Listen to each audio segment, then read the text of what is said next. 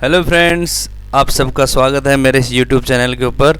और आपको बताना चाहूँगा कि अगर टेंसेस के बारे में कोई भी किसी प्रकार का डाउट है आपको, तो डेफिनेटली आपके जो डाउट्स हैं सारे क्लियर किए जाएंगे। और हमने present indefinite tense, present continuous tense, present perfect tense already इनके वीडियो बना करके अपलोड किए हुए हैं।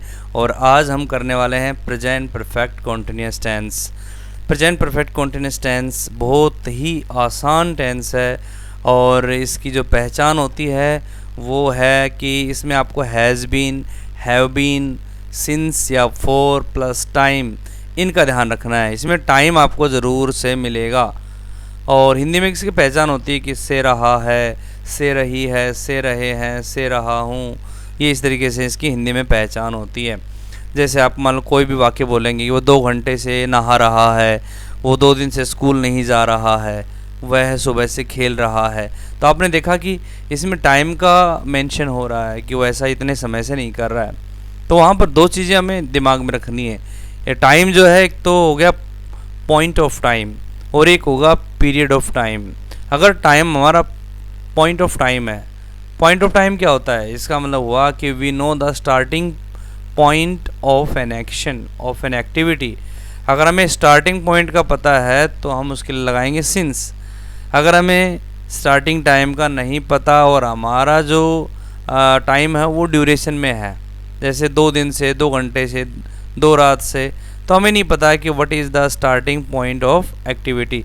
सो इन that case will use for. तो इस तरीके से इसको और ज़्यादा क्लियर करते हैं आगे।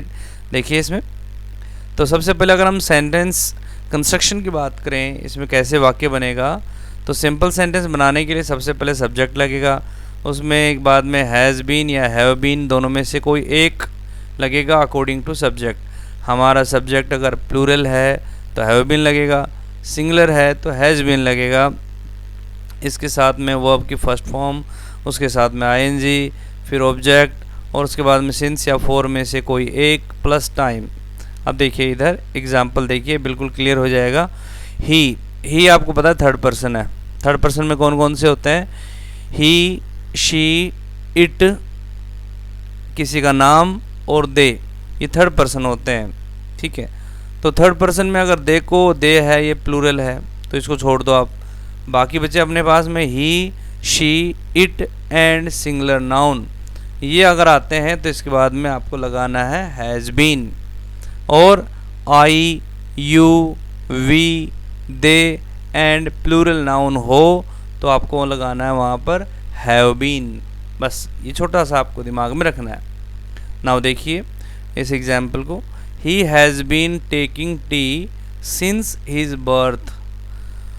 वह अपने जन्म से चाय पी रहा है, जन्म से ही चाय पी रहा है। कहने का मतलब जब से उसने होश संभाला तब से उसने चाय पीना स्टार्ट कर दिया, सिंस हिज बर्थ। ठीक है, तो यहाँ पर जो हम उसका जो स्टार्टिंग पॉइंट है एक्शन का, हम उसको जानते हैं सिंस हिज बर्थ। तो बर्थ जो है ये एक स्टार्टिंग पॉइंट है किसी एक्टिविटी का। नेक्स्ट देखिए, she has been living here since 1978। वह यहाँ पर 1978 से रह रही है। अगेन वही बात कि यहाँ पर हमें स्टार्टिंग पॉइंट का पता है कि 1970 एक निश्चित समय है, सर्टेन है ये बिल्कुल। तो इसके लिए हम लगाएंगे सिंस, क्योंकि स्टार्टिंग पॉइंट है। वह 1978 से यहाँ पर रह रही है। Next, Radhe has been suffering from this disease since 1987। 1987 से, यानी कि we know the starting point. 1987 से राधे इस बीमारी से सफ़र कर रहा है, परेशान है, परेशान चल रहा है। Next example, my father has been running this shop for the last 10 years। मेरे फादर इस दुकान को पिछले 10 वर्षों से चला रहे हैं। अब यहाँ पर एक बात हमें समझनी है कि यहाँ पर फॉर क्यों लगाया, सिंस क्यों नहीं लगाया, क्योंकि 10 years क्या है, 10 years एक ड्यूरेशन है, एक पीरियड है। इस वजह से यहाँ पर हमने 4 लगाया। जैसा कि हमने आपको पहले बताया था कि पीरियड ऑफ टाइम के लिए हम फॉर का यूज़ करेंगे और पॉइंट ऑफ टाइम के लिए हम सिंस का यूज़ करेंगे। तो यहाँ पर जो 10 ईयर्स हैं, ये 10 ईयर्स का जो एक ग्रुप है, ये एक मान के चलिए कि आपका पीरियड है ये, ठीक है, ड्यूरेशन हो गया। कौन से 10 साल हमें नहीं पता, we don't know the starting point of an action and that's why we have used for. यहाँ पर फॉर का यूज़ किया गया है।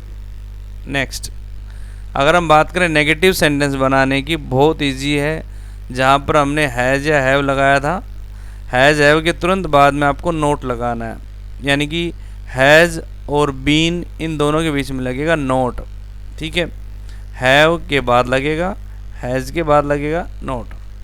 नेगेटिव कब बनाते हैं? जब वाक्य में कोई एक्शन जो है उसके लिए हम नेगेटिव एटीट्यूड रखते हैं, यानी काम नहीं हो रहा, वह 2 दिन से स्कूल नहीं जा रहा है, नहीं जा रहा है, यानी कि काम नहीं हो रहा वहाँ पर, नहीं, तो नहीं आने की वजह से नेगेटिव सेंटेंस हो गया। And in that case will use either has not और have not plus been plus first form of the verb plus ING plus object plus since या फॉर प्लस टाइम। तो ये इसका पैटर्न हो गया बनाने का।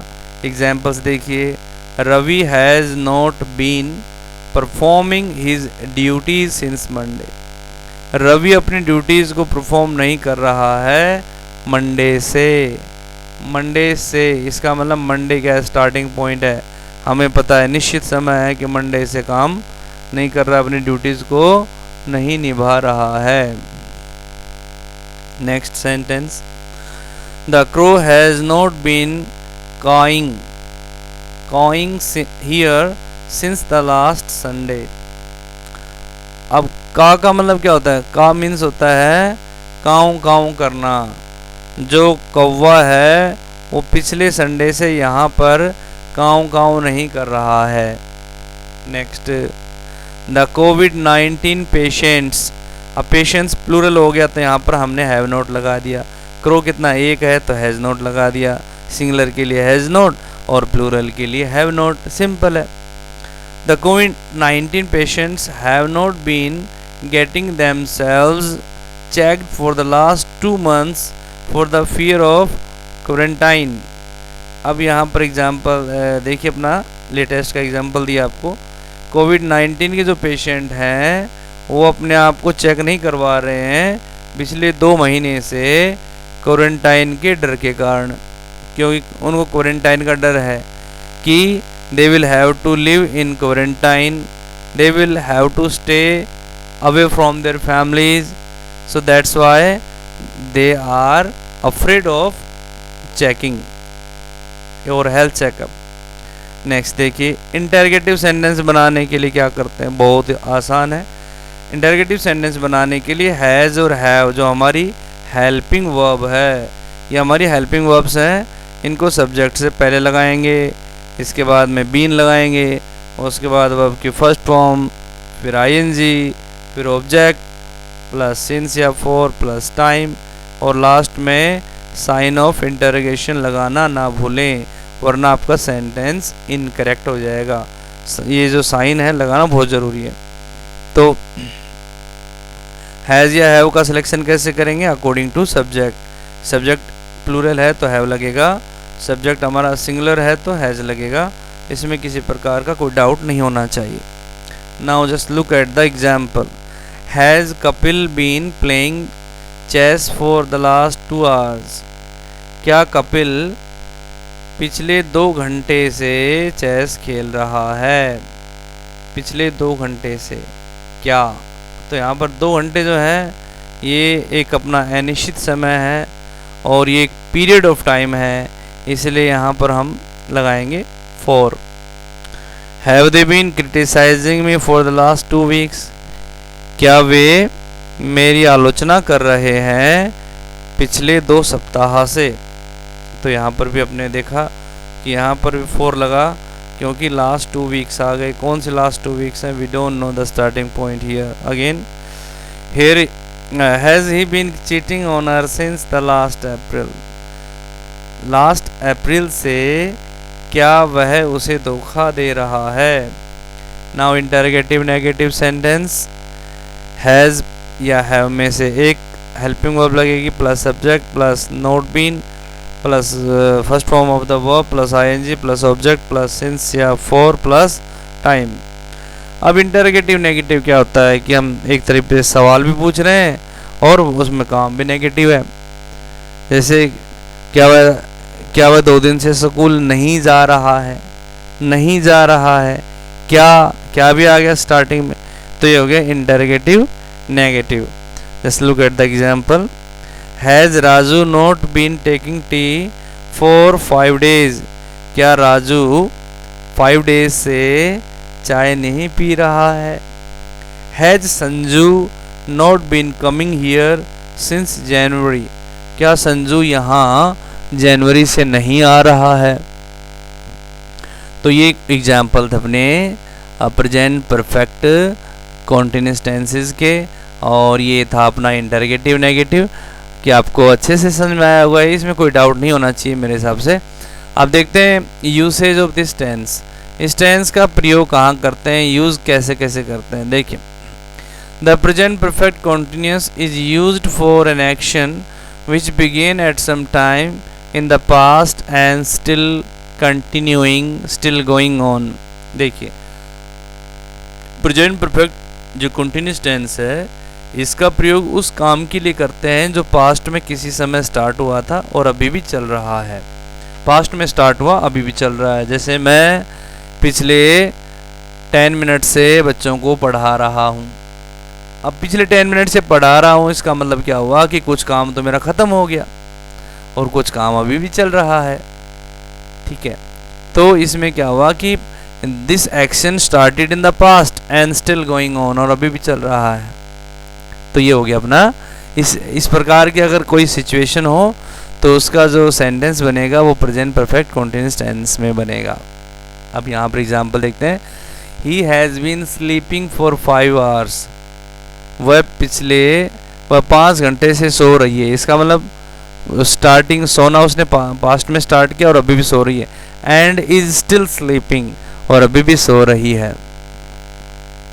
दे have been building the bridge for several months, कई महीनों से वो ब्रिज बना रहे हैं। इसका मतलब क्या हुआ कि ब्रिज बनाने का काम पास्ट में स्टार्ट हुआ और अभी भी चल रहा है। They have been playing since 4 o'clock, वो 4 बजे से खेल रहे हैं। इसका मतलब क्या हुआ, the action started in the past and still going on, और अभी भी चल रहा है कि नहीं। अब तो इसका सेकेंड यूसेज देखते हैं। This tense is also sometimes used for an action already finished.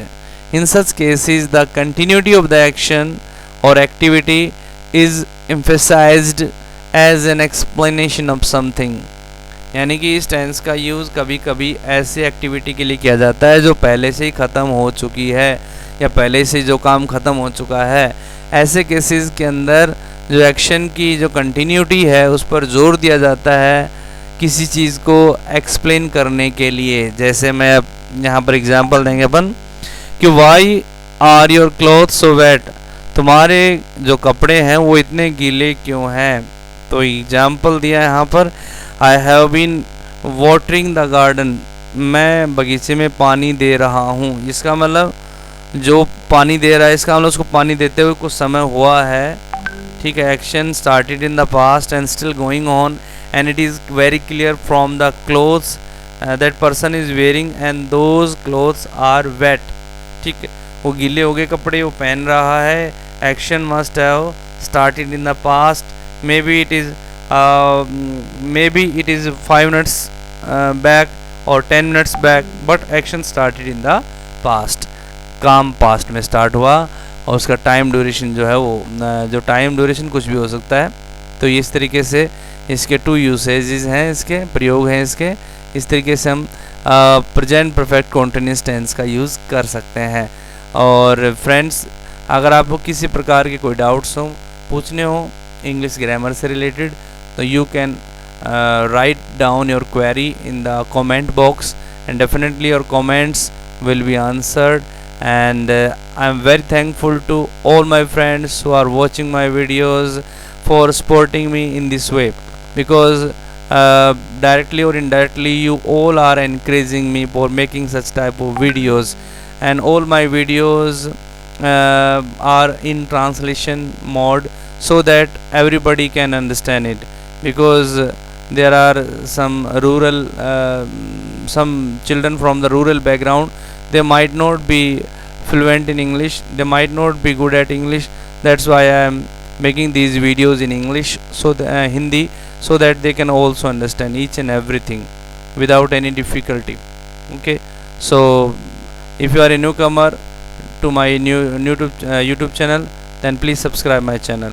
Thank you, have a nice day.